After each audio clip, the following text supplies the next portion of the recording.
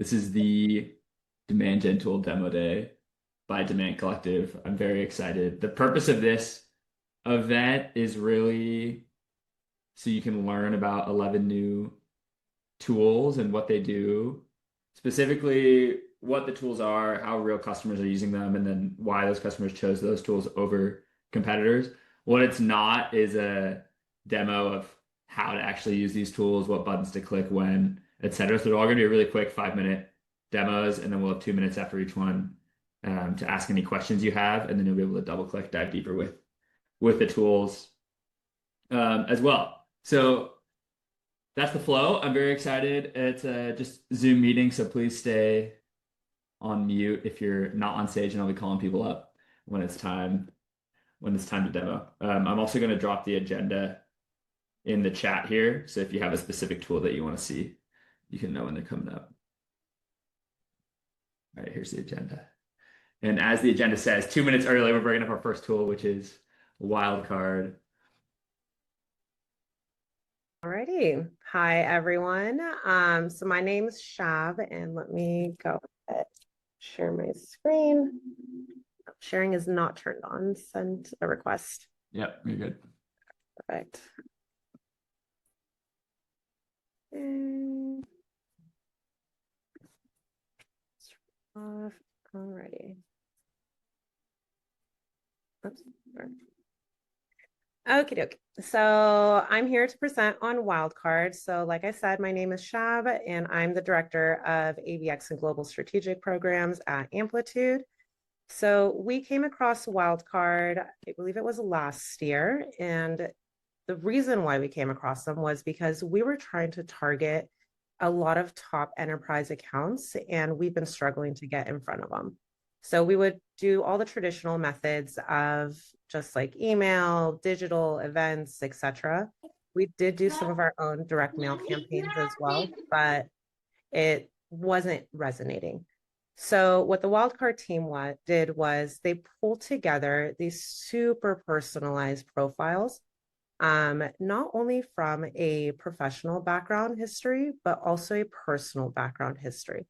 And that's where all the value came in, because the gifts that they pulled together actually were personalized for what that individual is interested in. And that's not something that I had seen before, and not something that we had also done internally. So what I loved about them was that they actually managed everything end to end. We just provided them a list of contacts that we wanted to go after. They did all the search history. They told us if they would actually be a good fit based on the information they would find online. They would come up with the concept of the gift and then actually send it out, have it delivered, give us all the tracking information, etc. So on average, we were starting to see 1 in 4 campaigns actually convert into a meeting, which was huge for us, especially with these accounts that we're really struggling to get in front of. So I just want to share like 2 examples with you guys. So this is sample information in terms of the profile and contact information.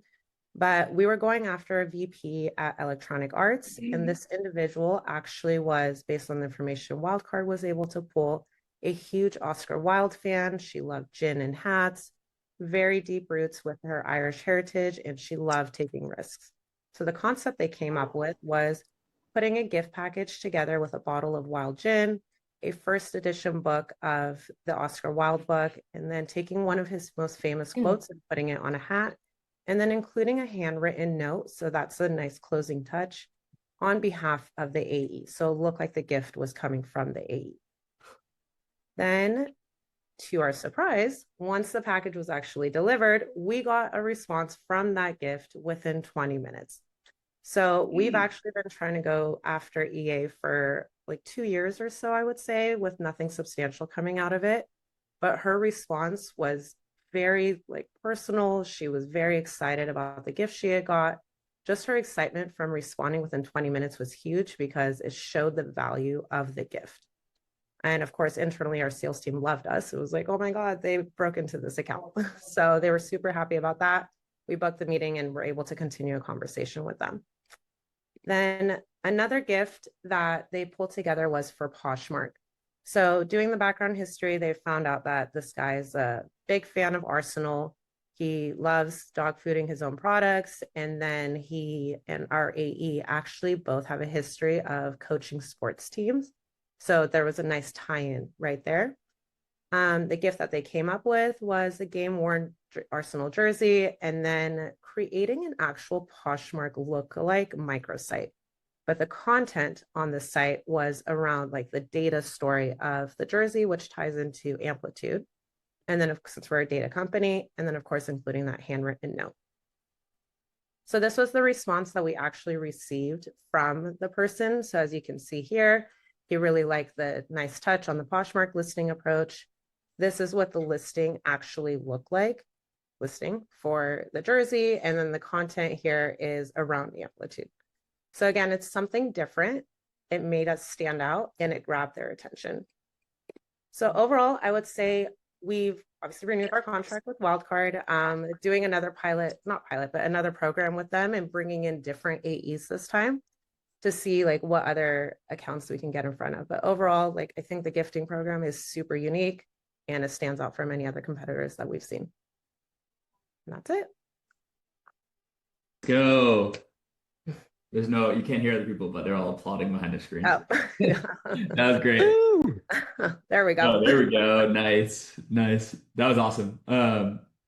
Yeah, I guess my first question is like, why did you pick, like, if you wanted to do gifting, why did you pick Wildcard? And were you looking at other options, whether that was like Yeah, so homegrown versus?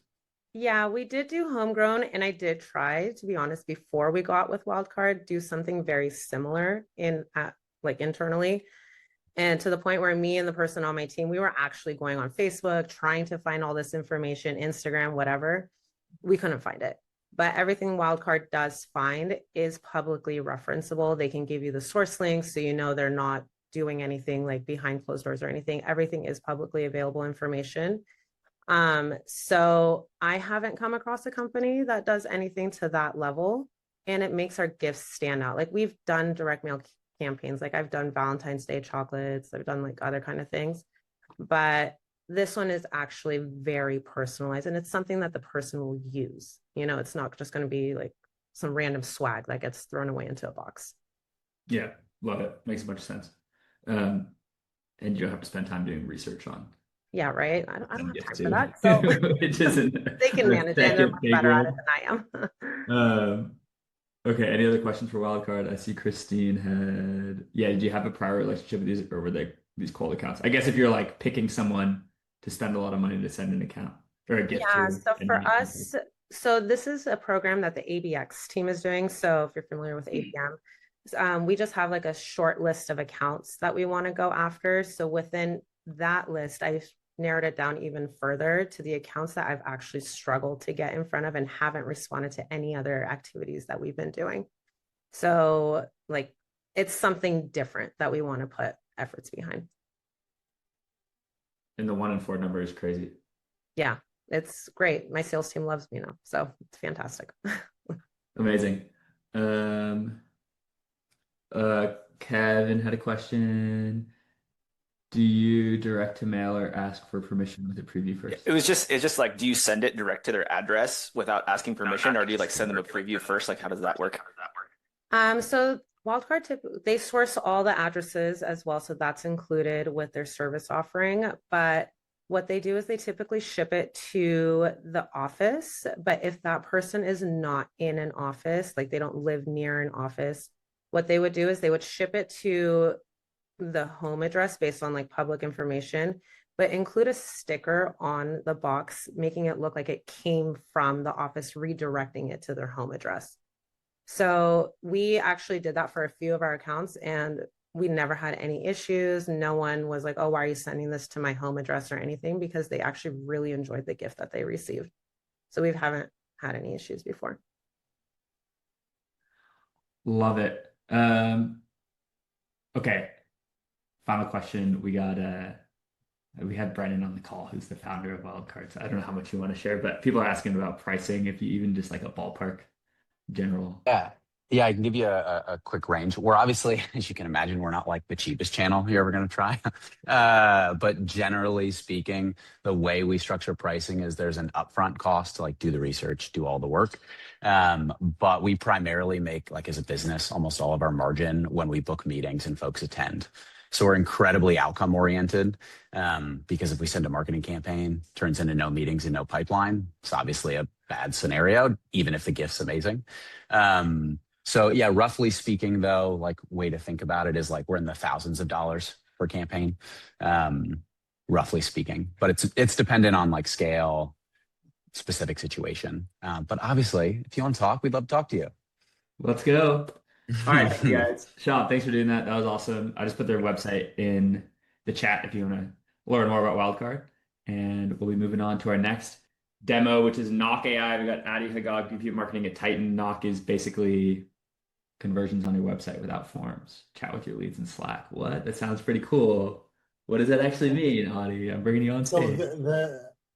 when I was prepping for this, I thought, do I create a slide or do I just do the thing that made me become a client of Knock, which is I was converted on a site that was using Knock, and I'm like, oh my God, what is this voodoo magic that they're doing?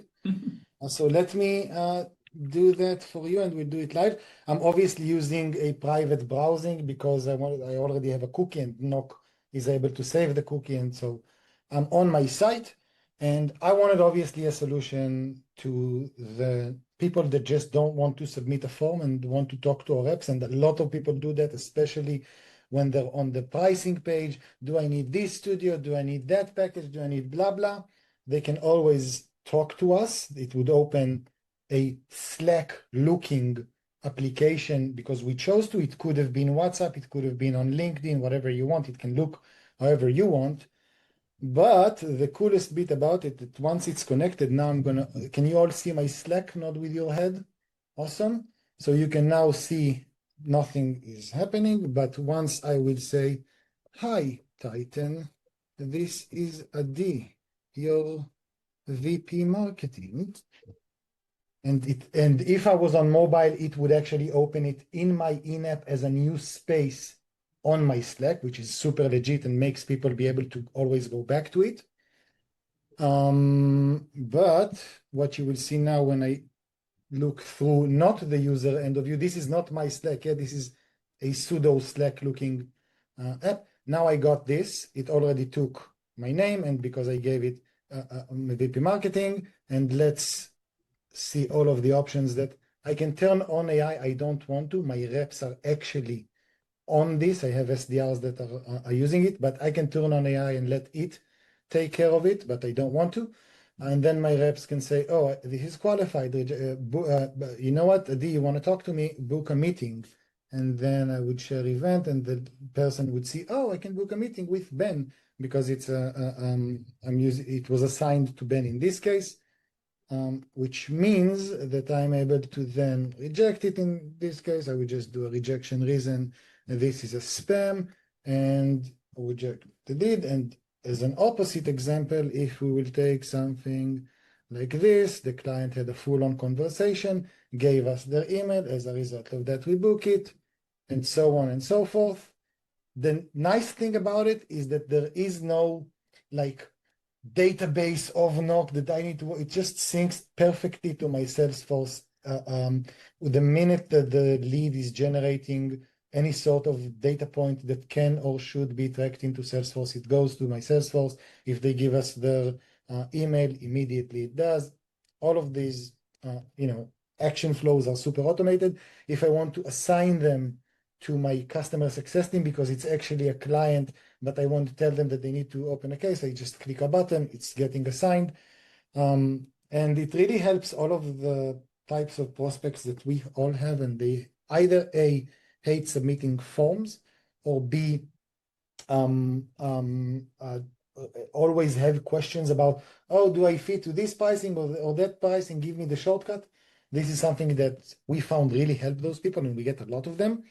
Another thing that is relevant is that you can then have that link personalized to your people, and in events, they can have a quick link to basically use like a Calendly type thing that would just open a chat with them. They use it as well on the outreaches they send.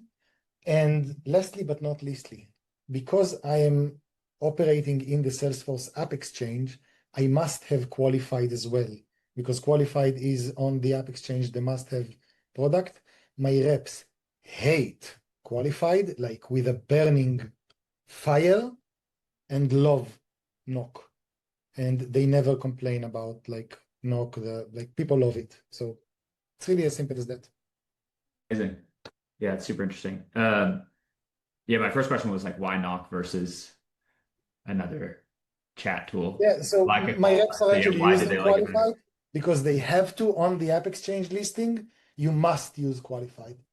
My reps just abhor it. It tons of problems and da da da. And with this one, they feel like they're on. They're always on their Slack. They're always on. They're always able to like. I have reps in the gym replying to clients and like. And yes, I can turn on the AI.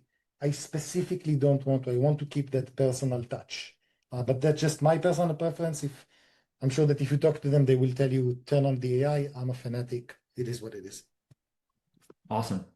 Makes much sense. Other questions? We got one more minute for Audie. Let me pick one. Super easy to integrate. My product marketing dude did it in like half a day. It's like sync to your Salesforce. Like again, a few hours setup and you're sorted. Sweet. All right. Well, again, here's the website. Knock AI if you want to learn more. Audie, thank you. This is awesome. I love that you just showed us exactly how it worked in the demo. It was super clean. And That's how I converted. Honestly, yeah. I saw that and I was like, what is this? I need this on my site. So yeah. And it seems like a super easy thing to test. Go to my site and do it on mobile. See what happens when it actually opens it on mobile. That's space age stuff because then you always have a session open with them on their Slack. It's crazy. I love it. All right, amazing. Thanks so much. Next up, we got Scrunch. Very interesting AI search visibility tool that's doing a lot to help us change our websites for how agents actually browse. So I'll stop talking and give it away to Kevin. Kevin, thanks for doing this. Yeah, I just sent that to my revenue development leader. That's super cool. I was like, we should do this. That's how I would prefer as a buyer. But anyway, let's talk about Scrunch. Real quick, I have like a minute of slides, then I'm going to jump into the actual demo. What we built Scrunch for is this new user experience. My personal experience is like I'm using the command line. I'm using chat. I'm not going to websites anymore. This is kind of the way of the future. Kind of begs the question: if humans don't visit your website anymore, like what is your website for? And AI visits your website. So in this new age that we're in, your website doesn't go away, but 90% of your human visitors will. And so that makes your VIP web visitor AI bots that you should be paying attention to and not disregarding this kind of bot traffic like we've done in the past. So this is what I'm going to demo today that Scrunch does. Everyone can see my screen, right? Yeah, cool. So the first thing that we do, this all connects via your CDN provider, Vercel, Cloudflare, Akamai. We have all the major players there. We will surface your AI traffic that's visiting your site. You can see some of this in Google Analytics and all that kind of stuff as well, but we package it up pretty nicely here. Show you what kind of bots are visiting. Is it a retrieval bot, which are the ones that are, have real search intent behind them, and they're kind of like doing a RAG, go visit the site, get information, pull it back. We can see human visits versus bot traffic over time. And this is because this is a sensitive kind of data. I'm just using our own Scrunch data here because I have permission to share it. But you can see here we have more bot traffic on our site than we do human visits. We can see what types of bots are crawling and at what frequency, the top pages they're visiting. We can see this log of bot visits. You can see here there's lots of perplexity and retrieval bots hitting our site like every minute, essentially.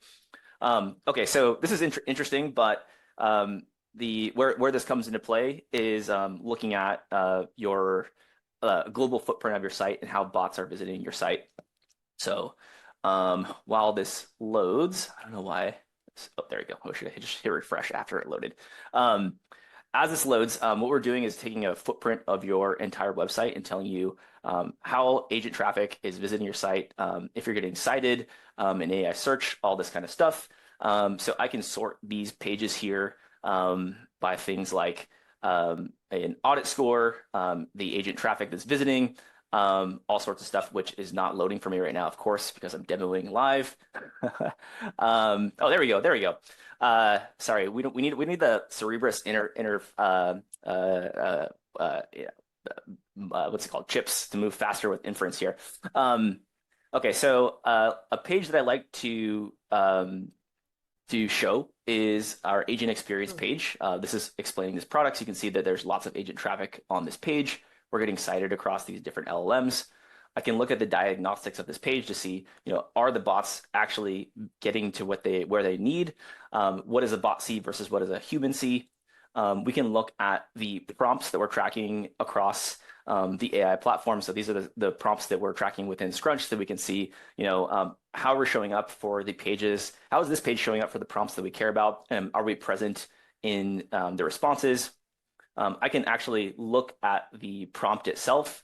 And this is a separate kind of feature of Scrunch, which is the AI visibility piece. I can see like, how am I performing for this specific prompt? And how is that trending over time? You can see here, we were not cited. And then this day we were cited. So I can see like, okay, what does our citation look like here? And then we weren't cited on this page this day. So maybe I want to take that citation page and make sure it addresses this question in a better way. From here, this is where things start to get a little bit more interesting, is like, okay, let's take this page and do an audit on it.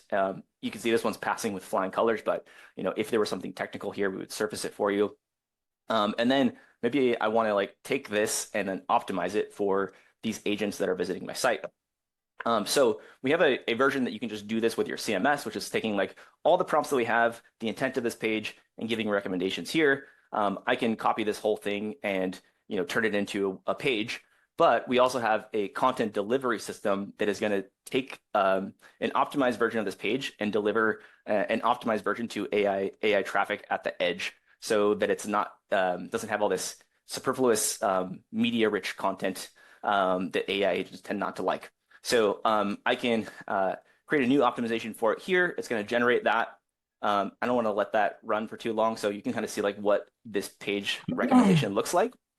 And then the kind of a really cool like aha moment, I feel like, is if I take this and I look at the what we're actually delivering to AI agents, I can click on view results, or click on this content delivery here, look at the page that we've generated with Scrunch and we're delivering to AI agents. We can see that there is quite a lot of tokens being consumed on the human page, which AI doesn't like, but we are serving this same version of the page, but in a very like optimized HTML token light, info dense version of the page. And you can see orders of magnitude less token consumption, which the AI agents tend to really love.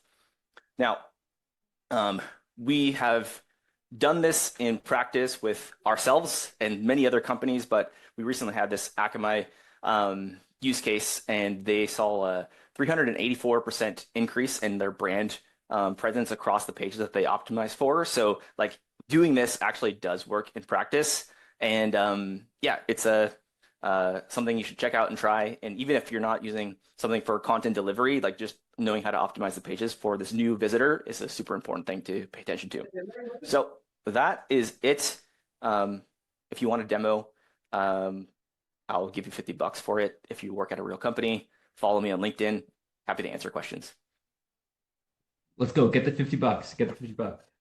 It's So awesome. good, so good, Kevin. Did you see that Imperva report that said like over half the traffic on the internet is bot traffic? I'm going to put it in here for you guys. This report is really interesting by a cybersecurity company, and it shows these tools are so needed, right? Because of that. Yes. Thank you for doing this selling for me. I love it. No. Not a plant. Lindsey is not a plant. No, she's not. She's actually the next guest. We're at time, but if you guys have questions, ask them in the chat, and I'm sure Kevin's down to stay for a second and answer them. Yep. In the chat. Yeah, this is super cool. I think it's just like more and more essential. It's cool how easy you make all the stuff too. I don't know. Maybe that's a question I'm gonna ask in the chat, which is like, how could I do this on my own. Uh, so you can answer in the thread there. But next up, we got, so thanks, Kevin. I appreciate it. Everyone should check out Scrunch. They're awesome.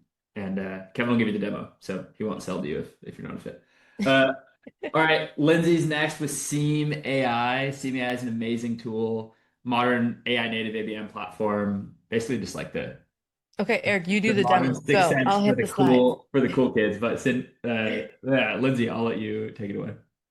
No, he's right, you guys. Today I'm going to demo Seam AI. Some of you guys heard me kind of do a few of these things of what I did in Claude Code in a previous demo, but I want to kind of get into like really what it can do for all of us. So it is the best ABM tool that I've ever seen. And I am Lindsey Henderson. I am a senior demand gen manager at Centaur.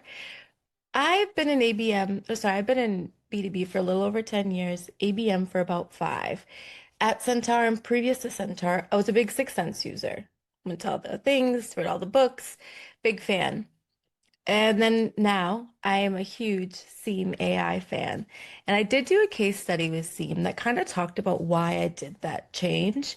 I'm going to put it in the chat for you guys to dive deeper on that. I didn't want to get into future selling here, but there's some huge, huge challenges with Sixth Sense moving into a legacy platform where I think Seam is just an awesome, better fit for all of us. And here's some common phrases that I heard myself using as a Sixth Sense user and what I'm doing today about that. So someone at Capital One is visiting your site and your AEs are like, cool, who? Now what? Or our target account list is in a spreadsheet. And you're like, did you use data to get that? Or is that a wish list? Or one of my favorites is there's high intent detected at Kaiser Permanente today. Like, let's do something. And your team's like, great. Well, there's 40 hospitals and over 600 medical facilities. Still not that hopeful. Or are CRMs too dirty to prioritize this stuff? And the truth is, most CRMs are. So how do you take this raw intent into actions? So what I want to show you what I'm doing with Seam, I'm going to stop sharing so I can show you the platform. It's going to feel familiar.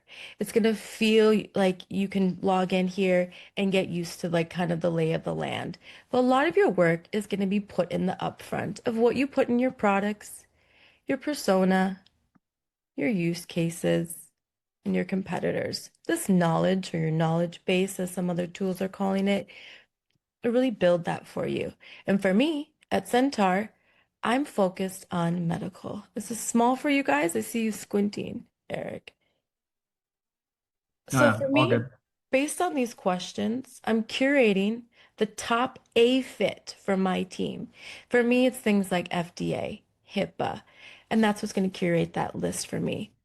You're going to work in the platform, but then you might find a brighter future of using this with Claude MCP and Seams MCP to say, hey, look what I can do now.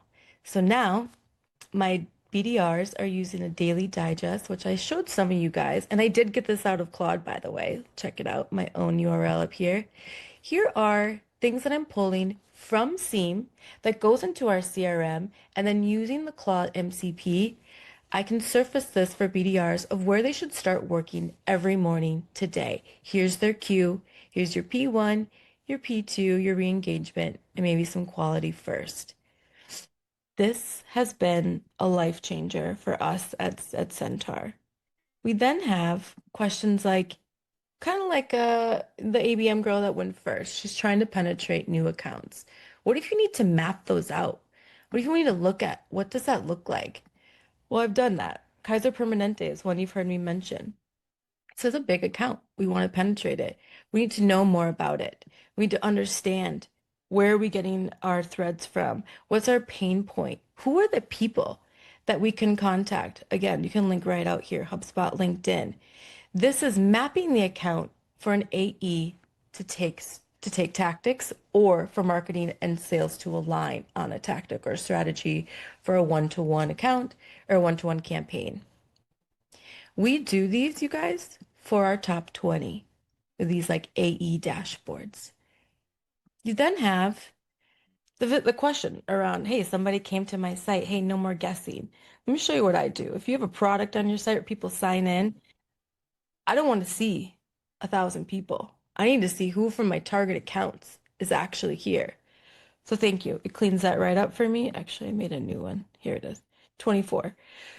This is going to give me the actual people and their companies and where they are. You also will notice I also might have a messy CRM. Need to get these assigned.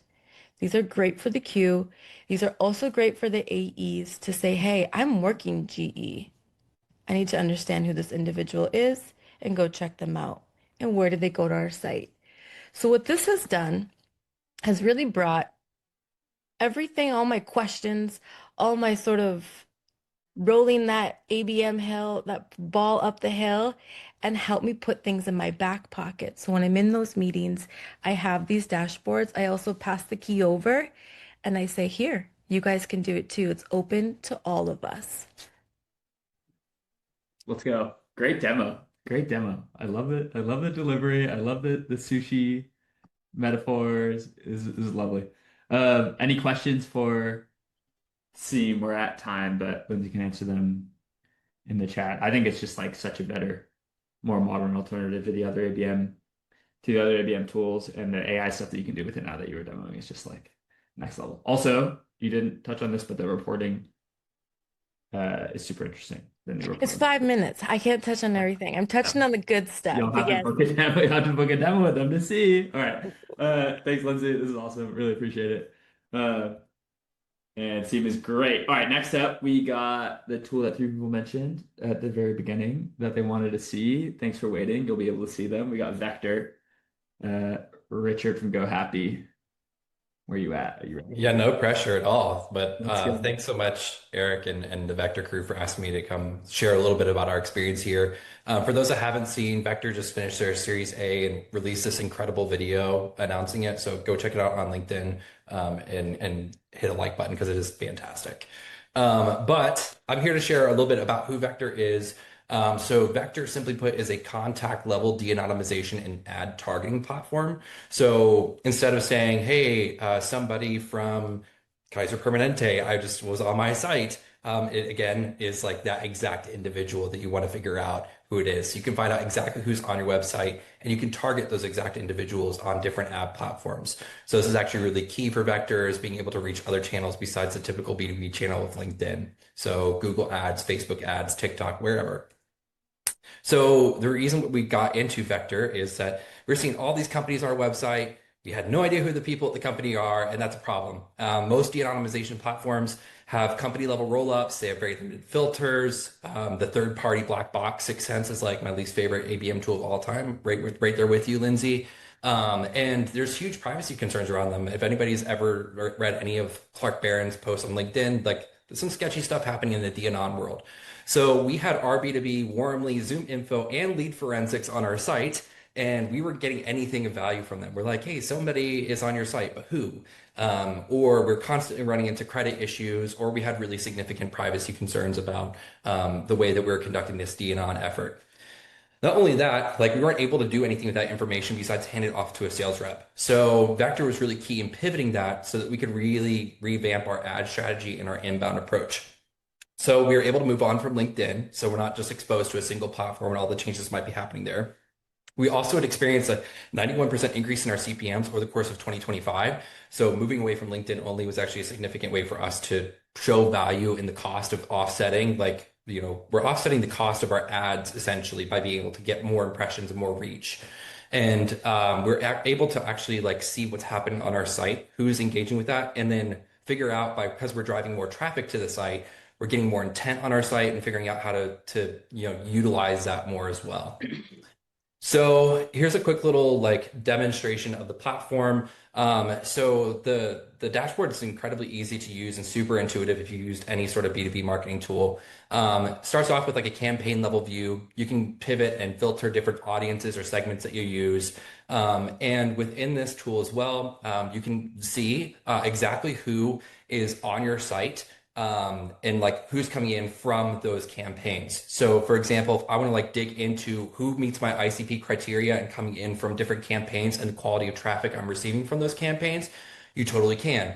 You can also drill into individual page activity, create segments off of said activity, different types of segmentation based off of your ICP versus what's happening off-site. and reach users that you might not have previously been able to identify or reach. So if you're targeting your ICP-based audience, you can send that to Meta or Google Ads or whatever, and they haven't had any previous interaction with you, but you can reach them and then they start showing intent on your site. Really, really cool. Since rolling out Vector, we hit 113% of our Q1 target. We launched Vector in February, and we were at 5% of our target at the end of January. So Vector was instrumental in closing that gap. We're already at our Q2 target, which feels amazing to say. So fantastic. Thank you, Vector. Our ad CPMs, I know CPMs are kind of a vanity metric, but our average CPMs have decreased 75% since launching. And our pipeline growth, we're averaging a 3.5 times higher average pipeline growth per month since adding Vector than we had seen prior. And for paid specifically, it's 5.2 times. We measure pipeline post demo. So hugely, hugely valuable there. It's not vanity metric or fake, pipeline. So there's also some really cool things that they're releasing that I'm really excited about and I'm testing out. The first is their MCP. This is really, really exciting. It's going to let us dig into what's actually happening, get insights from their tool, their audiences, as well as what's happening across all the different media pieces right now. So really, really excited about this and really leveraging that more in my ABM campaigns, my one-to-one campaigns, and more. So basically, Vector is your secret sauce. So if you want to crush your inbound targets or hedge that gap between your inbound and outbound program, I cannot, speak highly enough about them. I do not have a $50 per meeting referral bonus, but I think there is a UTM link that Eric is going to share in the chat. Tell them I sent you. Maybe they'll kick something back to me. I don't know. But thanks, guys, again for letting me speak. Let's go. That was great. Let's see. We got 1 minute. Yeah. I don't know. I see I'm gonna ask Sam. that question first. Yeah, what channel surprised you the most? Yeah, so non-branded search has become a huge channel for us. So we run a vector audience on top of non-branded search. So we run our just general non-branded search campaign, and we run our vector specific audience non-branded search campaign. I've been working for or with GoHappy for almost 3 years. I tried for 2 years to get non-branded search to work. I'm convinced it didn't work, whatever. And now non-branded search is actually our #1 pipeline driver, which feels insane to say because we're filtering our searches to our top tier accounts and all that. And it's crushing it. We're also seeing people come in and say, hey, I saw your ad on Facebook, which is really cool to see. So we have we're getting direct bookings from Facebook as well. So really, it's all coming together just like I would like it to. Richard, how does that work? How can you, I thought Google search was just on keywords. How can you layer on? So you can add on an audience to restrict as a contact-based audience. So you can restrict it to that contact-based audience. I'm going to expand that to Performance Max here in the next week or two. I've been meaning to do it for a few weeks, but we just launched our annual report and it's killed my to-do list. So Let's go. Amazing. All right. Let's see. There's one other question. Kelly from Vectors in the chat. Kelly, I tagged you in Brennan's question, but Richard, if you want to answer that in the chat too. But otherwise, thanks so much. This is a 10 out of 10 demo. If you were a customer of mine, I'd have you back to demo again. This is great. Thanks so much. Everyone connect with Richard. He's great. He's in Demand Collective. So yeah, thanks for making time. I appreciate it. All right, next up, we have the marketing attribution platform for enterprise complexity as a platform with enterprise customers. There was obviously concerns about getting those customers to share their attribution data, PII, live, etc. So we got Nadia and Andy. Nadia is their head of marketing, so uses CaliberMind at CaliberMind. Anyways, so I'm excited to see behind the hood of CaliberMind. Nadia, you have the stage. Oh, thank you, thank you, thank you. All of you who are wondering, why in the world did she not bring a customer to do this? This is kind of fishy. Well, I was a customer of CaliberMind before I came to lead marketing at CaliberMind, and I'm a consumer and a customer of CaliberMind myself because that's where I do all of the reporting. But the truth of the matter is, like Eric shared, most of our customers are enterprises, and they are all, well, a lot of them are either in restricted industries or they cannot share their data. So here we are with demo data, and brought my good friend Andy, one of my favorite product people, to run the demo for me as I tell you the story. So I think one of the biggest challenges with marketing just across, no matter what company you're with, what industry you're in, is that we're horrible. We are horrible at marketing. Like every time you show up at a QBR and they have, all of the numbers up on the board, it's really hard to tell the story of what you did to all of the curious people who ask the question of how did marketing move the needle for the business over the last, 3 months, right? And they usually want you to tell them how you did net new pipeline generation, which is what we're looking at an attribution dashboard here. What happened in a dark funnel before anybody was known to you? What touches happened, right? And what did you do once the pipeline was there, which is the story of pipeline acceleration. And then, of course, all the totals and whatnot.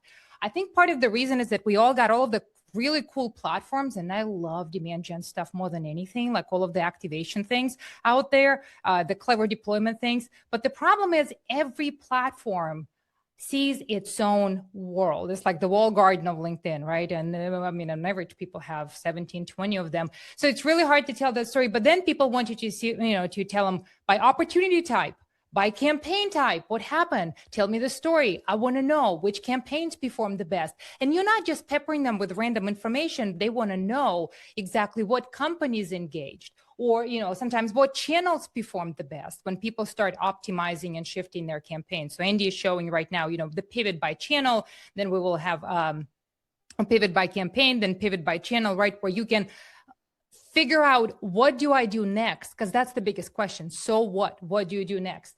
And in a lot of cases, sales wants to see what's the breakdown by new business, existing business, or maybe they want to see by company type. Because once you start rattling off the company name and the people who, you engaged within that company, that drill down jogs their memory, and the BDRs go, oh yeah, I remember that person. I talked to him on the phone. And out of a sudden you've been validated. And I don't have to tell you about the complexities of the data, because it's like telling my 11-year-old son that he should really love Brussels sprouts. And if he closes his eyes, they taste just like ice cream. He doesn't believe that, but I feel like in a lot of cases, the data conversation is exactly that. But it matters when you have all of your data in one place, so you can actually show all of the touches, right? And here, once we drill into one company, the salespeople want to know, the BDRs want to know, what's the buyer's journey? Show me all of the relevant people. And I would love to see all the things that they did, so that the conversation, if it's a net new account, you can pick up a conversation from a relevant breadcrumb, or you can, start a new conversation based on their interest. The best part, which demand gen loves, and me as a previous demand gen person love delivering to sales, is a buyer group summary. Salespeople hate Salesforce modules that go on and on and on, like your Marketo Insights module or activity module. They never read. But imagine if you gave them this whole buyer journey summary for an account of interest or any type of account, pushed right into Salesforce. And Andy, if you want to show like the same kind of view that exists in Salesforce, this is your summary of this is what happened, and this is what you should do next. This is super well adopted amongst BDRs, because they're usually hungry. They're willing to, go look at everything that's available, and it gives them intel of what's happening in the market in a nice, concise, summarized way. And actually, this is one of the features that sees huge adoption as a handoff from marketing to sales. What happened within an account over however long, so that we can continue the conversation and make a decision of what we should talk about. And Andy, I know I'm excited about all of the demand gen features. You're excited about other features that are more reporting features that have to do with a funnel. So if you want to share that. Absolutely. So once you have one of these organizations that you're interested in, maybe they've had previous journeys in the funnel before. So you can see all of the different journeys that they've had, but this was the one that was, the most recent and the most successful. So you can filter on that specific journey. And when you filter on that specific journey, now you can get some really interesting information. Which campaigns are playing the biggest role in each of these stages? So you can see what was most beneficial in advancing journeys. Actually, our own sales team, when we did a postmortem, and I love doing postmortems or anatomy of a deal, when you start looking at these things at a QBR, you're like, look, here's the deal that we won. This deal had So many email touches, so many website touches. Look at the deal that we lost. It had half the website touches and no email touches from salespeople. So what does it tell you? Send more emails, keep present, remind people about yourself. So that's the type of intelligence that helps you actually tell the story with a so what, and market the marketing as a kind of, function that plays a relevant role in the kind of bigger objective of the business to win revenue. Andy, I love, since we're talking about the funnel, in the past, for those of you who are in the ABM world, maybe not everyone, I was tasked to report on marketing qualified accounts. How many qualified accounts did marketing generate per quarter? I know all of you, those who are familiar with 6 Sense or demand-based, like they have their own version of what an MQA is. It may or may not be what you call an MQA, but here we can actually see what MQA is and from what business segment, maybe net new opportunities, maybe it's existing business, right? And Andy, if you choose or kind of hover over marketing qualified accounts, you can actually see the breakdown, which is separated by the date when the account met that threshold based on your specific criteria of what that MQA is. And for everyone, it's different. You have to negotiate with sales what that means, if that's the measure of handoff, right? And they can do BDR planning, they can do headcount planning based on how many accounts marketing thinks that we will hand off to sales so that they can develop that market and look at those accounts. And the last thing, important thing, forgot to mention, maybe you go to market with people first and MQLs is your gem. Sure, there's your people funnel, right? To tell the story, how you promote people from first engagement to when they actually talk to you. Maybe it's account-based funnel, maybe it's a mixed funnel, maybe it's a product-led funnel. So whatever that is, all those are options. So being able to drill down into specifics is really important, again, across all of your data sources. And in the interest of time, Andy, why don't we jump into Agent Cal? And talk about some questions that you may have off the cuff that you don't want to run a report, right? How many people attended my webinars? Well, we can, through agentic chat, you get that information summarized really nicely, really quickly, and you can see everybody who came from webinars. And then maybe you say, okay, show me the ones that didn't have opportunities. You will get another list. And Andy, if you want to expand the list here somewhere, you will see people who did not have opportunities that you might want to activate again. And that's the kind of the audience activation push. Maybe you'll push those people further into LinkedIn, or maybe it would be Google Ads, and you continue to nurture that audience. And at the end of am I at time? Yeah, that's the end of it. I hate to cut you off, but I did want to hit the Agent Cal stuff because it's really interesting and the ability to get that data. Yeah, we're at the end of this. So ultimately, full visibility into what you're doing when nobody is sitting right next to you working from home. I love it. All right. Well, thank you so much. This is great. I put the link in the chat. If you have questions for CaliberMind, put them in the chat and we can answer those async. Next up, okay, most of the data you get from job postings is Sumble, but not when you use Sumble. I don't know if anyone's going to get that joke, but I hope Kevin did. Kevin and Datadog could come up here and give the audience something good after that. I'm going to have to recover from that. Sorry, guys. All right. My name is Kevin Driscoll. I am the head of ABM and product campaigns at Datadog. I am here to talk about Sumble. This one, I feel like it's kind of slept on. Like sales guys talk a lot about it on LinkedIn, but I don't see a lot of marketers talking about it. Everybody talks about job posting data, right? Like every ABM platform, every, data provider. Yeah, we've got job posting. Don't worry about it. It's all good. No, you don't. Not really, right? The signal that, hey, they've hired 14 people in the last 8 months in what roles, no idea, is not useful, right? Like I can just scrape that from LinkedIn, no problem. The problem becomes, how do you figure out what the roles are that are really important to you? And then also with the historical context, what does it tell you about what's happening inside the org? Much like LinkedIn, right? Job postings are very public and expose a lot of information about accounts, how they're prioritizing things, what technologies they're using, all that type of stuff. And unfortunately, it's very difficult to hide, much like how my CFO would very much prefer that nobody use LinkedIn at Datadog to tell them how many engineers we're hiring at any one point in time. We can't really get away with it because we need to attract talent, right? And so job postings are really a wealth of information. And so having direct access, and especially in this age of AI, access that is provable in terms of where the source came from is really useful. So Sumble's very simple, in and of itself, right? Basically, you get a list of accounts. Within the accounts, there are teams that are determined by job postings. And then from there, you can start to look at people who may or may not be associated with those teams based on LinkedIn profiles and all that type of stuff. For people who sell non-GTM to non-GTM buyers like I do, right? These can be very, very valuable because a lot of the LinkedIn signals are really sloppy for some of the engineering audiences that we work with. So I'll just take one of the accounts that I'm working for this test and you can look at job posts individually, but I think for marketers where it gets more valuable is starting to look at the organizations and any kind of signals. So we look at all of these signals and match them to individual projects at the account level. So you can see that State Street for this purpose posted a new AI engineering, and in that they're talking about both generative AI project, obviously, but they're also talking about optimizing AI and cloud costs, right? So we have a product that services that need, and so that is definitely a signal that we should go be reaching out.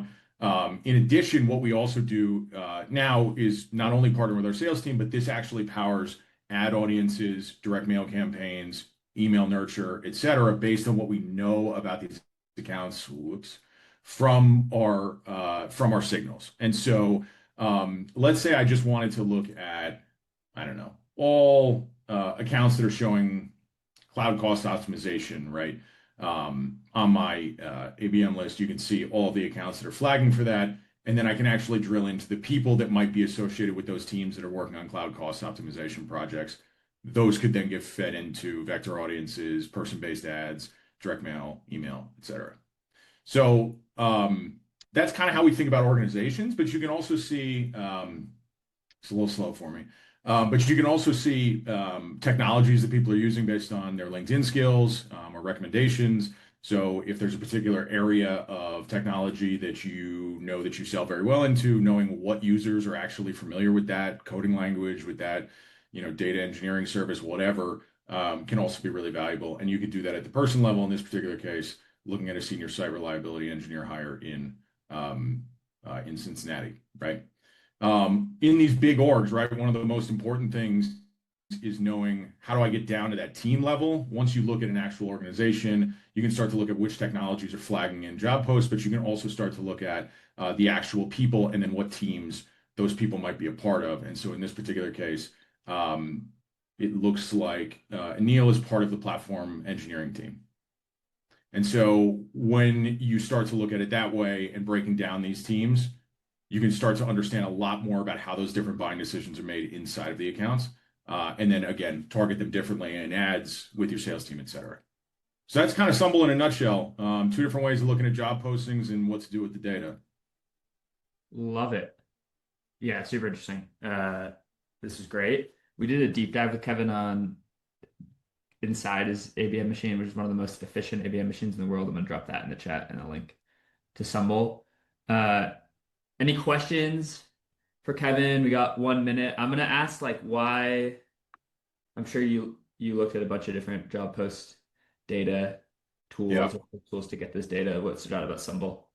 The biggest thing is just being able to route back to the actual job post and see it in text and be able to verify it. So much of the job hiring data is just sort of rolled up into vague intent data, and it's just really not reliable. And there's, because it's composable like that, Sumble's really valuable for us.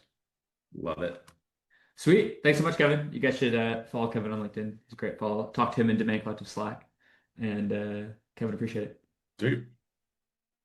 All right, next up we got Swan AI. Agents, baby. Agents. Cool. Let's go. Thanks, Brianne. Awesome. Yeah. Hey, everybody. I'm Brianne. I'm the VP of Marketing at Elastic Path, and I'm so excited to talk a little bit about Swan. I'm such a Swan fanatic. I commented on Eric's post, you have to learn about Swan. So I'm so excited to share it with you today. I like to think about Swan as your, they call themselves a go-to-market engineer, but I think about it as Claude Code for not a technical person. And I will go into a demo, but I thought a good example of Swan is actually to talk through a specific use case of how I use Swan.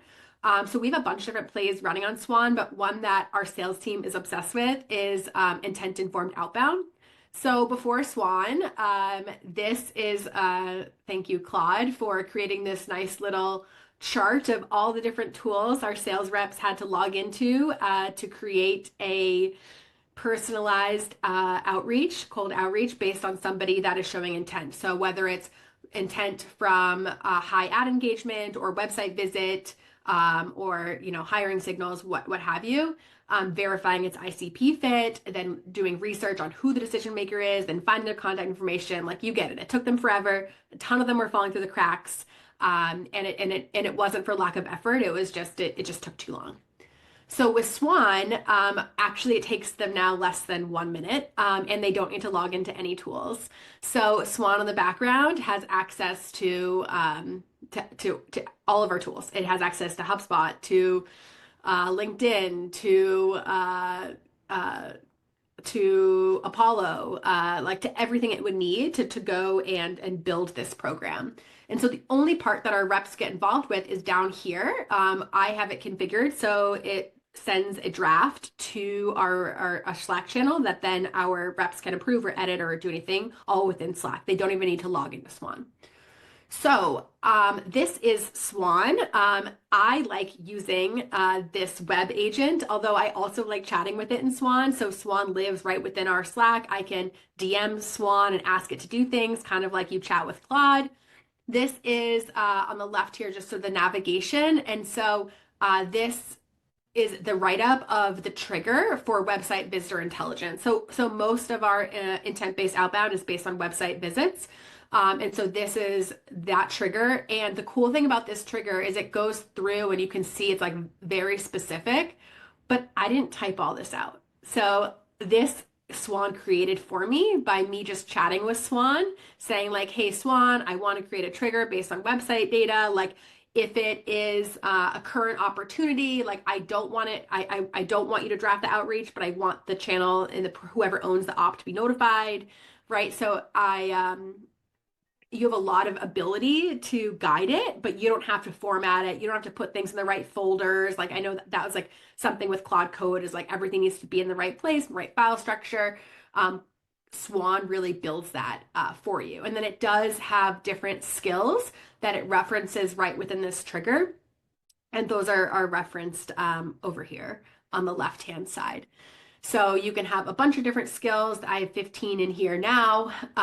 And one thing I've noticed is it can be hard to remember what's in each skill. And so I often don't edit here. I go right into the chat and I just chat with Swan and I say like, hey, can you check all of your skills that reference anything with writing, like and update to XYZ, right? Something like that. And it will go into each file and update as it sees fit.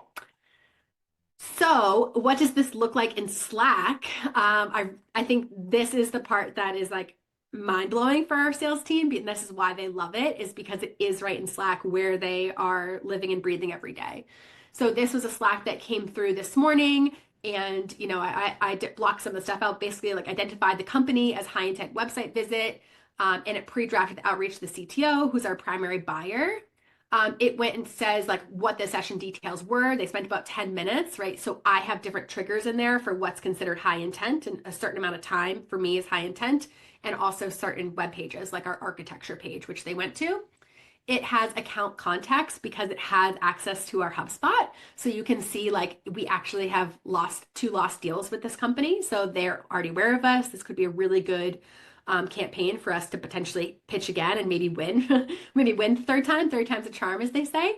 And then it tells you the specific action it's taken. So it will find the contact, it will create the contact in HubSpot for me. It will then go make the draft, and then it's awaiting the approval. And then it kind of threads in here, and this is a different example, but basically in one view, you can review, all the different touches. So this one has like connect on LinkedIn, send a LinkedIn DM, email 1, email 2, and the sales rep can review it all in one place, hit approve and send. If they want to tweak a word or two, they can actually just do that right within Slack. Or if they want Swan to totally rewrite it, they can just at Swan, I don't like this, please write me a new draft, and it will just write a new draft. So it's pretty darn cool. And then the Swan team, I don't think anyone from Swan's on this call. I'm not sure, but they did give an offer for anybody that wants to test out Swan. So you can go ahead and scan this QR code, and I think Eric's going to send it afterward. And I'm happy to answer any questions. I know I went through super, super fast. It's really hard to describe what Swan can do because it really can do anything. And that's kind of like what makes it so cool. So This is amazing. Wow. This is sweet. I want to try. I want to try Swan. And the it's pricing legit is unreal. my only questions around the pricing. Looking at their website, it seems totally reasonable. But Yeah, it's credit based. It is yeah, it's totally credit based.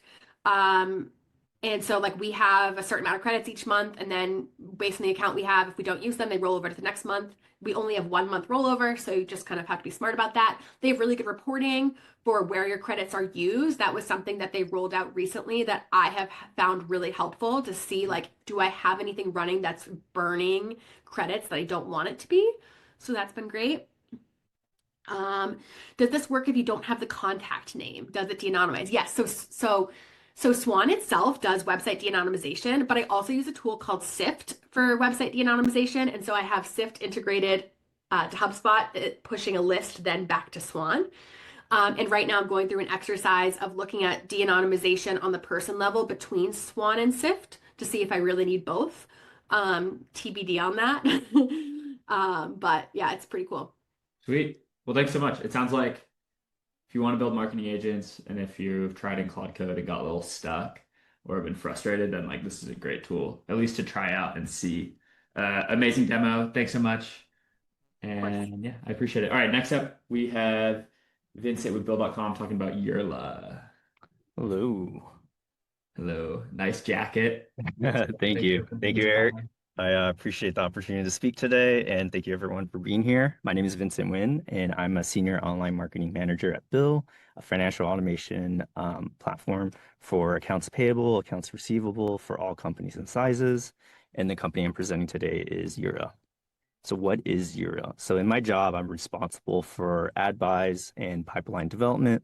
We have mid to 7-figure ad budgets across, various platforms. My primary platforms is Google and LinkedIn. LinkedIn for top of funnel, promoting thought leadership ads, content, email message, and then Google ads, search, video display ads. The market's pretty big. There's a lot of competitors in the space. Managing, tackling ad budgets across all platforms. It's a pretty big challenge. I spend a lot of my time on multiple channels, LinkedIn, Google, YouTube, Reddit, pulling all that data into a spreadsheet and then presenting that data to the leadership team and then having to do it again, rinse and repeat. I'm pretty confident everyone on this call has gone through the same thing. And before we got Yura, that process was really complicated, time consuming. And, again, like everyone on this call, you're being told to be more efficient, do less, do more with AI. Everyone's heard it. And I'm going to walk you through 3 things today. So one-stop reporting for all channels. First, we want to get all that data into a single place. We don't have to create a database, build our own systems, or build a data warehouse to collect all that data. All that data is all placed into one place in Yura, and it's available for me or for everyone. Previously, if you wanted to see the data, I had to get a Slack message with all the data, clean it up, run a master report, and then I can go back to my normal day-to-day work. Not anymore. Yura is a single pane of glass. Everything comes in. It's connected to LinkedIn, Google. It's all connected to our ad channel and our CRM. It tells us how much we spent, who our audience is, and where we're spending our money. I like to compare, where we're spending money from one channel to another and how the campaigns are performing. Yura is all kind of analysis, and it does above and beyond that. So on a day-to-day basis, I spend a lot of my time going through LinkedIn and going through Google, figuring out campaign performance, what campaigns are broken, why CTR dropped, why CPL is going up. This takes a lot of time, and Yura summarizes it in a really easy platform. It only takes me about 15 minutes or less, finding that data, At a campaign level, I can quickly look at campaigns, what's working, what's not, the recommendations. Obviously, I don't take all the recommendations. I take some. We have about 100 plus campaigns running across 3 different channels, and Euro makes it easy to populate. The second portion is that it gives a single pane glass view. Everyone the visibility on my team. It provides recommendations. Instead of working 3 hours on which campaigns or what's not working, what's not, it gives me that within minutes. I mentioned 3 things: single pane of glass reporting, recommendations, and third, competitive overview. I don't have to, look at competitive overview every single day, but, once a month, URL gives a pretty good high level picture of what my competitors are doing. I can see what they're messaging, what ad types, who they're targeting, and how the ads are performing. Since the space and bill is very competitive, I'm sure you guys all have to deal with the same problem, showcasing ads to stakeholders, to show what our competitors are running. With competitive intelligence, I can find out their ABM campaigns across Google, Meta, and LinkedIn to identify and adopt, quickly implement messaging, and also suggest industry targeting and title targeting. Finally, Euro allows you a simple way to reduce the amount of analysis. It takes the time for asking a simple question. Their AI chat box allows it to tie all our campaigns, ties into all our accounts. I can type in the question and it'll populate an answer. It's a great ideal partner. You ask it and hey, it gives you an answer. Thank you for everyone, and pretty much that's how Bill uses Euro, and happy to answer any questions. That was lovely. That was lovely. Thank you. It's such an interesting tool. Questions in the chat? Anyone? My first one is why not? Is this Claudable? Yeah. Can I just build this in Claude?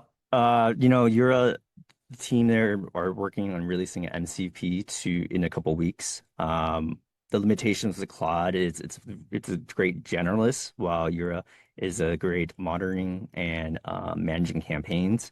With Claude, it doesn't have a long-term memory.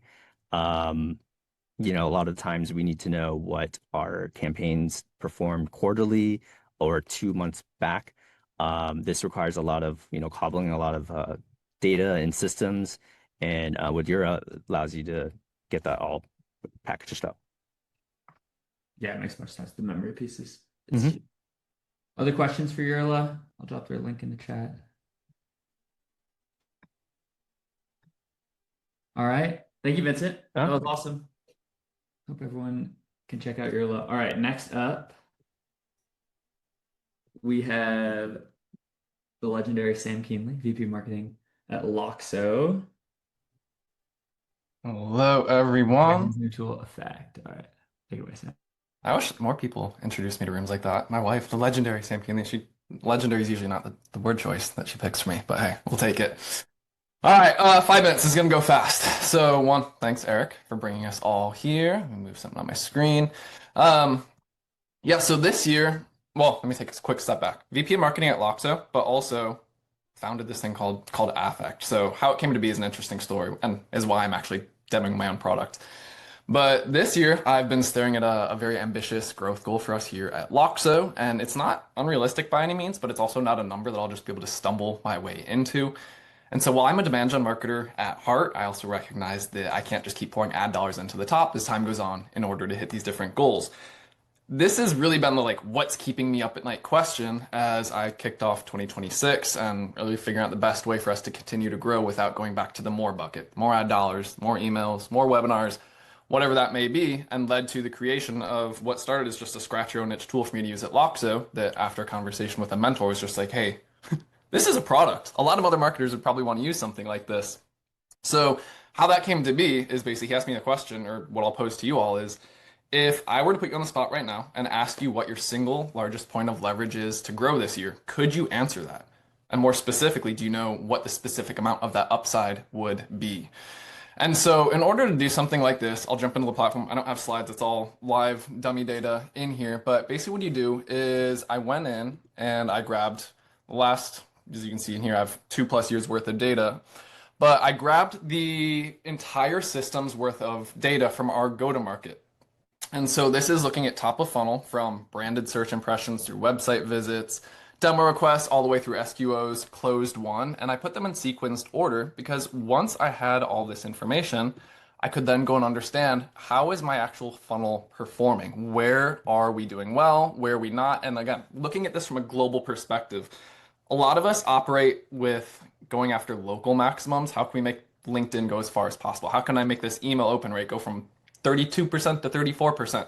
This is looking at the entire system, and this is where the most leverage is. So back to that initial question that I asked.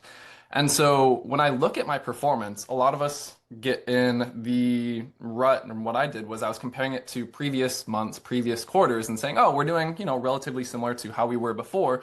But I was like, how is this doing relative to the market as a whole, to benchmarks for other companies that have a similar go-to-market motion as me, SLG, PLG, dual motion, to the industries that they serve and everything else? And so that's where it became very interesting. So this is just holistic view, but what I wanted to get to is this kind of stage analysis, which is looking at all of the different funnels that you have, or all the different stages of your funnel broken down into each unique conversion point. And from here, this is where the obviousness of the constraint that I was facing became incredibly apparent to me. So again, this is dummy data in here. I would like to think that I'm a somewhat savvy marketer. So when I did this exercise, I was like, hey, I'll probably see a good mix of red, yellow, green.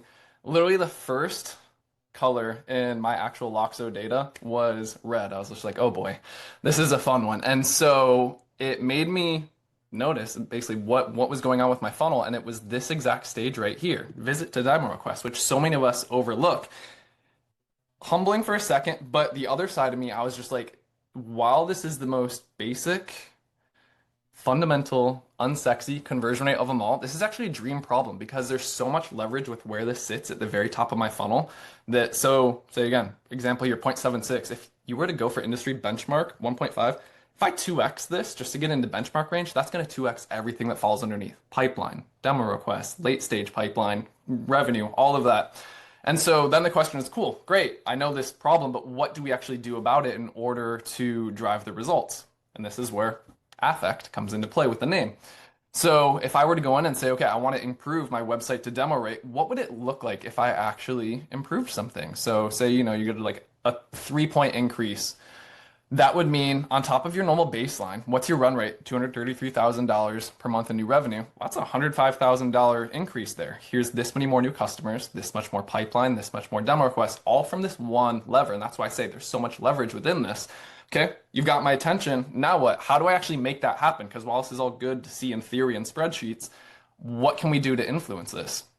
And so within here, there are different plays that you can pick and choose from to get to something like this. So there's preloaded plays that you can go and say, hey, if I update and add some social proof stuff, if I update the website messaging with our H1 value props, anything like that, you can also create your own custom plays in here. So for the purpose of this example, I already committed a play so you could see it, because what you want to ultimately do is say, I'm going to make a bet on this specific play. How does it pan out? And so what it does is it logs the date that you commit to the play. Hey, I'm going to start or make these changes for our H1 on May 13th. I expect to see large signals, the main impact occurring in about a month. And here's the core conversion rate that I want to look at. I front-loaded data into this so you could see what it would look like, a month, 2 months out of it. It timestamps at the date of commit, what was the existing rate? And then afterward, where did you get it to? So this is showing the before and after of like, did I actually make an improvement on the thing that I set out to? Was this specific experiment working? This is the type of thing that your VP of marketing or anyone else will love. But the last question you're going to get is going to be from finance, the CEO, whoever else it is. It's like, well, what's this actually mean for the business? At the end of the day, I don't care about conversion rates. I care about revenue. And that's where we get into this final part, which is seeing your impact of it. So you can see your commit history over time. What are all of the plays that you've run? When did you run them? What were you trying to improve? And then what was the ARR impact per month of it? So based on this, what you're seeing is, hey, with the data that I put in there, saying, okay, since we improved this from 0.8 to 1.1%, if that runs through the funnel at the current rates of demo to SQO, your win rate, your ACVs, that's going to be an additional $45,000 per month in revenue. You can see here there were some historical ones. This is actual, so how much actual revenue came in. And then it compares that to your baseline. what would have happened if you done nothing at all? What was your cost of inaction, so to speak? And so here, this is where you get to your final part. This number right here, that's your impact on the entire company, where you can go back to and point and say, hey, had we not done anything, had I not run these plays, we would have ran at about, $114,000 a month in revenue. But because I took action, I affected $544,000 over the course of time so far, and that number is only going to increase. So that's affect in a nutshell. It started as a scratch your own itch thing, but as I say, it's by zooming out and looking at the full picture, this thing has been a godsend in really clarifying what we need to do in order to hit these ambitious growth goals we have for the year. Go. Great stuff. Here's a link. Affect. Check it out.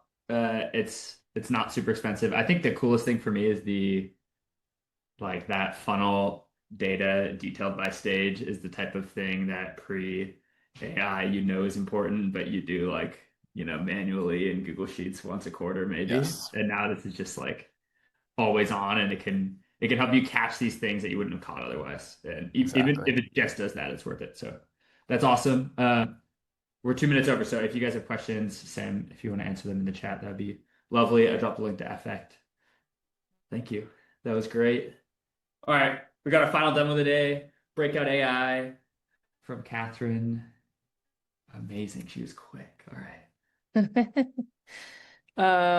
Okay, wait. Here we go. Let's make this a little bigger. Hi, I'm Catherine. I'm a senior B2B marketer at Beautiful AI. We've been using Breakout since the beginning of the year, and I want to help out my friends at Breakout share their amazing tool that has already secured us multiple deals and has added a lot to our pipeline already. So, there we go. So, initially I thought about Breakout as just a chatbot for our website. So if I go back, you'll see here, this is our website, and this is a chatbot that allows you to ask questions, as well as add a button here or add another block here, as they call them, to get people to sign up via a form. I tested a lot of different tools to see kind of who had the most intelligent answering chatbot, and Breakout won out every time. It used our knowledge base that we gave it, and all of the answers were completely correct and helped us not only sift through some of the people who are on our website. We have a lot of people on our website, and won't go too much into detail, but who just want to sign up for a single presentation. They just want to make one presentation, or they just want to make presentations as a single user. And what I'm trying to capture is people who have an enterprise account. They're large company, or they have a large team, and they want to use this presentation tool for their entire team. And so this tool has helped us vet out a lot of people who were the latter, and focus on the people who actually need it for their team. I had no idea, I'll be totally honest with you, that it does so much more, and that it has become a great tool in helping us not only understand which accounts are visiting our website, but also engage those in real time. So not only do we get Slack messages for our team when we have a high relevance score company or user visit our website, but also it helps us see when use these account lists when we're doing things like retargeting. So I'll put this list into something like LinkedIn, and I already know that these people, and I can also sort by filters, so where they're located, what their relevance score is, how recently they visited our website, and put those lists into LinkedIn and retarget those people. So that was a really nice benefit. Another thing that you can do is you can actually connect this to your Apollo instance, and you can go after these leads using their tool. I'll switch over to, yes, okay, I'm switched over to their actual tool, but you can do plays. So this was an account I was just showing someone's answer. These are people who've chatted with us. You can go in and you can see what they've actually asked. And that gives you and your sales team a lot of good information about what are they asking for, or are they qualified, or those types of things. Because again, like I said, a lot of people are asking about like they just want to create one presentation and they might not be an enterprise use case. This is slow only because my computer is really slow. Do not take this as the product is slow. Been having some issues today, but if you click out of this and you go to plays, this is where we did a sequence where we were able to, and I'll just show this really briefly, but go in, set some filters, connect this to a sequence that we created in Apollo, configure some variables. So like if you want to put personalization or other variables into your sequence, you can do that. And then, yeah, you can have that go. So anytime that someone reaches a certain criteria, they can be added to an Apollo sequence just from like their visits or their conversations or things that they've asked, or their intent in terms of like filling out a form. It's completely configurable. I will say one thing that I really love about Breakout is that they're really building the tool with their customers in mind. So a lot of things that we've asked are like kind of custom or strange. Like one thing that we had is like we needed a custom scheduler within that tool when someone asked for a meeting, and they were able to help us build that. They have a playground, so you can see exactly what it looks like as you're kind of building out what you want these blocks to look like. So how do you want it to look for a new visitor? How do you want it to look for a repeat user? How do you want it to look for a specific page? And it gives us just like a lot more context on, not someone who just like, we do have leads in here who maybe they've just filled out a form and they want to, show their intent, but also like the chats, those get sent to our link or Slack as well. So we can see exactly like what someone is asking. And if there is someone who's, like high relevance, for example, IBM, like what's the question that they're asking?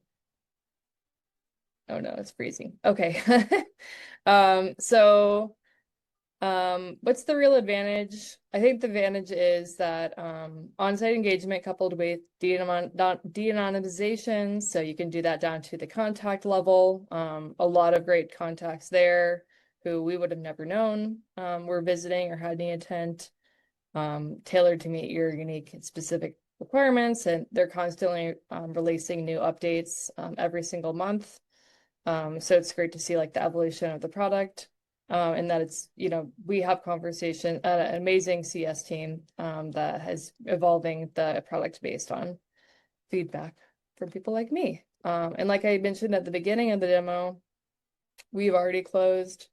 It has become a new lead source for us. So we've already closed multiple deals just in the first 3 months of having the product live, and many more in pipeline. And for us, that's like, it's more than 30% of like the pipeline that we're creating is coming from people who are either filling out the chat and asking for a demo, or just chatting with the bot, and then we're reaching out to them due to their qualifications and how they stack up. So yeah, that's my main demo for the product. Thanks so much. That was great. I don't have questions for Catherine. Let's go. We got some calls. My first is I guess they're building new stuff and you'll be launching new stuff. Anything that you're like extra excited about? Yeah. How is the onboarding integration process? Super easy. I mean, we got launched in like a week.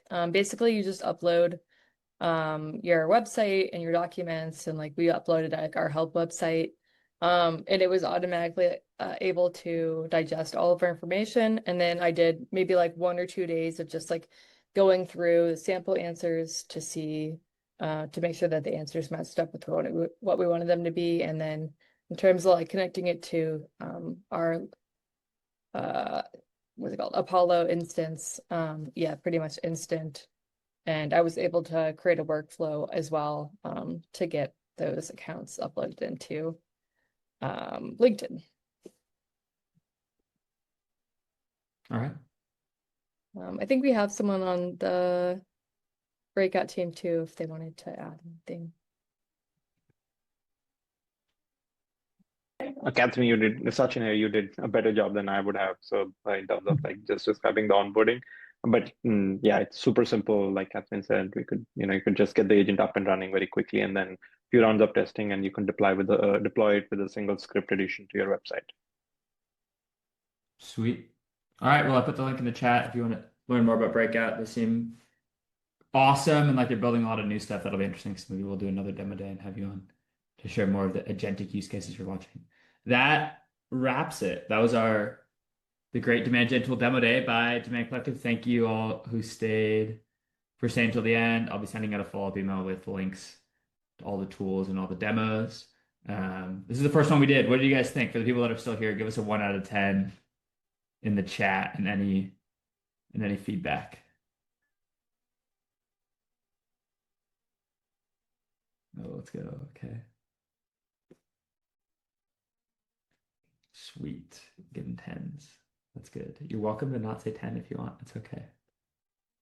All right. Awesome. Well, thank you to everyone for being a part of this, especially our sponsors and the tools. Yeah, I'm sorry, Joseph. Snacks next time. We'll get a gifting tool to sponsor us and and send you some chips or something. All right, great. Well, thanks everyone so much. Hope you have a great day. I'll be sending the emails as follow-up and see you all soon. Bye.